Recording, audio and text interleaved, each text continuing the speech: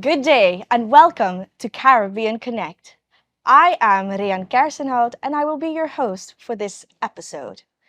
With me today, I have the young, newly elected Prime Minister of Grenada, Mr. Dickon Mitchell. Prime Minister, thank you so much for joining us today. Thank you for having me. It's my pleasure.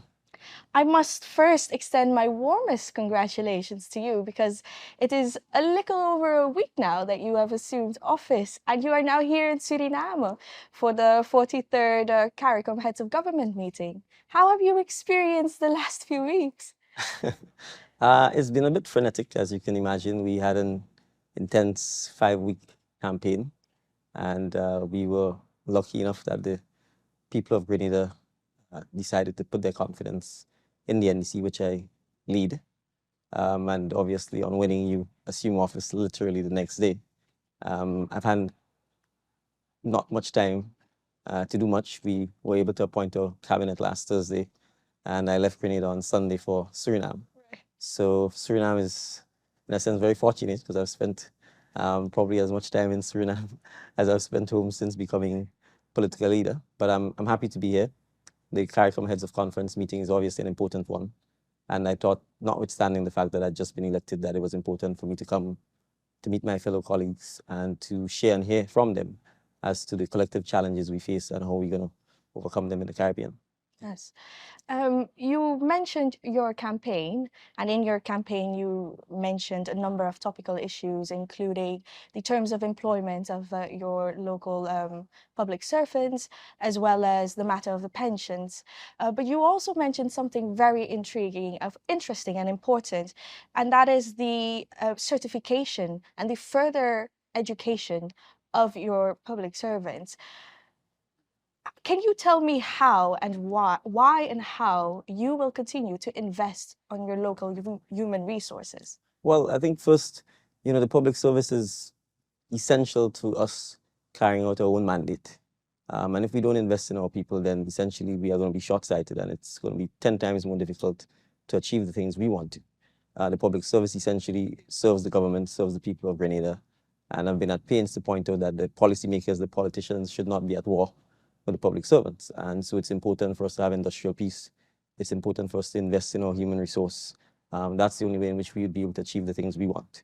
And so I think it was important for me coming in to say from day one that we're in fact pro-worker, we pro-education, we pro-development, because ultimately if you develop your people, that really is, in my view, the high watermark of saying you're going to be a successful nation. So that's really where it's coming from. I'll also be frank and admit that, in a sense, the opposition was trying to paint me as being anti-worker because of my prior career as a lawyer, where I represented quite a lot of employers on industrial dispute matters. And so the approach they wanted to take was essentially to say that I've always worked for employers and therefore automatically I was anti-worker. And so I wanted to make sure that I send the message that this was simply a professional job. As an attorney, when you hired, you do your best for your client, regardless of who the client is. And for me, it was important to point out that as a politician, the same sort of zest, zeal, and enthusiasm I brought to my private career, that I was bringing that to my public career. And I think, the population, I think that resonated with them. I think that's part of the reason why they chose to elect me as the Prime Minister ultimately. Wonderful. You are here for the 43rd CARICOM Heads of Government meeting, of course, and the business sessions are moving forward in full swing. Yes. What are some of the topics that have been discussed so far or that you still intend to bring forward in the coming few days? Right. But I think there's one topic that has not yet been discussed but has come up, which is the whole issue of the governance of CARICOM. I think the heads recognize that there is a challenge with effectively delivering on behalf of the people. Yeah. And to that extent, in my opening remarks, I talked about the fact that I think the average citizen views CARICOM as a talk shop. And to some extent, I think that is justified because we have not been able to translate the talk into action. So I think CARICOM's governance structure has to be relooked, it has to be reimagined, it has to be made more flexible, more efficient, and crucially, it has to deliver. I think when the heads meet, we should be meeting to make decisions, and then the decisions should be implemented. Too much of it really is just circular, sometimes bemusing, inconsequential conversation that isn't advancing our agenda. Part of it is the bureaucracy, I think, of CARICOM, hence the need for governance improvement. But I think also part of it, as heads, we have to take responsibility and say that ultimately the buck stops with us. And if we can't, get action from the association that we belong to, then it's difficult for us to convince our people that CARICOM is a serious organization that will deliver for its citizens. But notwithstanding those challenges, I certainly believe in regionalism. I believe in the regional integration process, and we can't abandon it. Our job really is to improve it and to try and make it better. Yes, okay. You mentioned the opening ceremony and you gave quite a speech. You had also mentioned in that same speech that 3 members of your cabinet, which you formed last Thursday, are under the age of 30, Yes. and one out of the 3, one of them is female. Yes. And last night, the incoming chair, the president of Suriname, Chandrika Persat Santokhi, implored for your involvement in the first ever youth policy for the region. What are your views on this? Well, I was quite humbled by his invitation. I certainly intend to take him up on the offer. In fact, I met quite a bit of the youth group who was part of the opening ceremony and who read the citations for the honorees last night. So I engaged with them a little bit. They too are excited, I think, about the president's offer. And so I certainly look forward to doing it. I think what we really want to do is to galvanize youth action throughout the region and within CARICOM.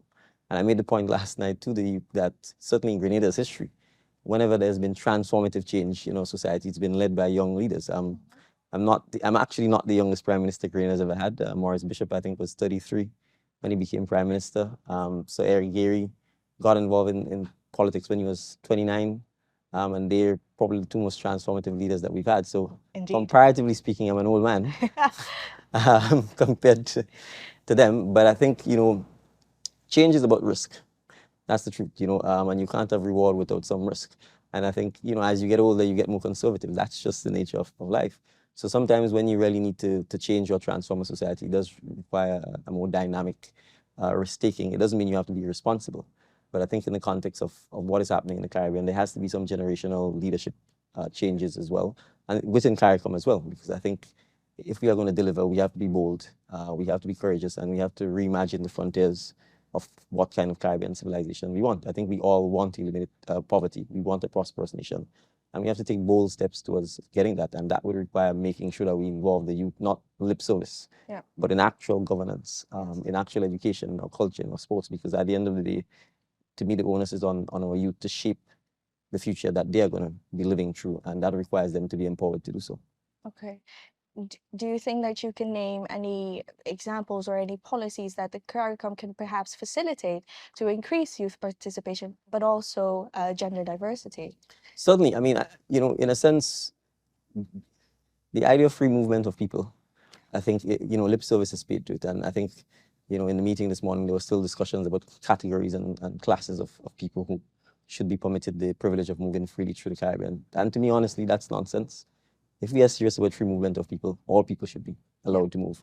And that alone, in my view, will galvanize the youth within the region. Because once you're able to move freely, whether it's for cultural performances, music, sport, young people are the ones who are most likely to migrate. They're the ones most likely to move. They're the ones who will be most curious, adventurous. And if we really want to foster Caribbean integration, I think our culture is critical. You want a Grenadian to experience Suriname's culture, Suriname's music, dance, festivals, education. That is how we build the bonds of friendship. So just that single policy where you don't have to frankly fight with immigration officers who then want to ask you where you're going, why you're here, how long you're staying. I think if that was really implemented, that in and of itself, in my view, would galvanize the changes we see here. And, Europe is a perfect example of that. So I think that's one example. But I think crucially, because our population is so youthful, we have to invest in the things that young people are most likely to do. So that's why the entertainment industry, the creative arts, sports, those things I think are key. And we have to move beyond seeing them as hobbies, but see them for what they are, which is really careers, oftentimes with earning capacities that far exceed the traditional types of jobs we do. And I think, again, if we invest in those things, it gives our young people the opportunity to be very successful. And I think per capita, the Caribbean is probably one of the most creative areas in the world. I think partly because of our diversity, our different ethnic and religious backgrounds. I think those are some of the unique things that we can exploit.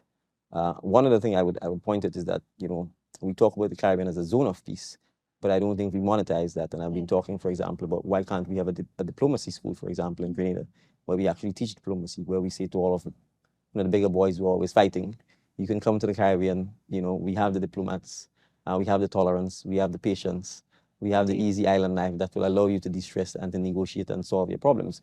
So that's what I mean by reimagining, how we make money, how we empower people, and what do we become known for, and I think, those are some of the things that I think we need to pursue with our young people in mind. Wonderful. I have one last question, and that's regarding the portfolio of the head of state of Grenada, of course, Yes. which is science, technology, and information and communications. Do you have any plans to carry this forward? Yes, well, that has been Grenada's portfolio. I think, sadly, I'm not so sure that my predecessor advanced this in the sort of rigorous manner that ought to have been. I think ICT is critical to the region, and it's something I intend to take on full time. There are some basic things we need to start addressing. Pursuing one regulatory body, for example, throughout CARICOM, I think would be key to that. The elimination of roaming rates is key to that. I'm obviously paying roaming charges, not in Suriname. But beyond that, I think monetizing the ICT sector, I think it's key. Making sure that broadband is available throughout the regions, particularly in the poor areas, and particularly in public spaces and community spaces, so that disadvantaged persons are not left behind in terms of access to technology.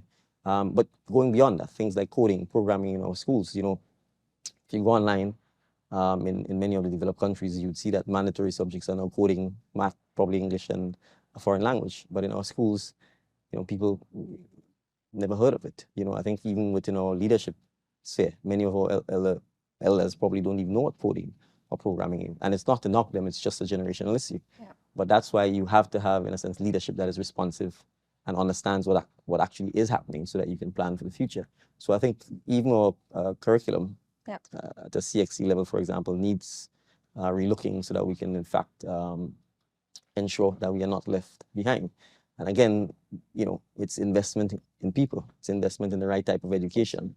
And I think once we have that, you can stay in Suriname and you can make money wherever you are because you have the intellectual ability to do so. And that's why I think the education system and ICT would be absolutely critical as the digital economy. It's not just consuming all of this stuff. We want to produce and we want to make money. So I think that's key for us, particularly given the fact that I think our most precious resource is our people. Wonderful. That's a wonderful note to end on. Thank you so much for being with us today and sharing insightful thoughts.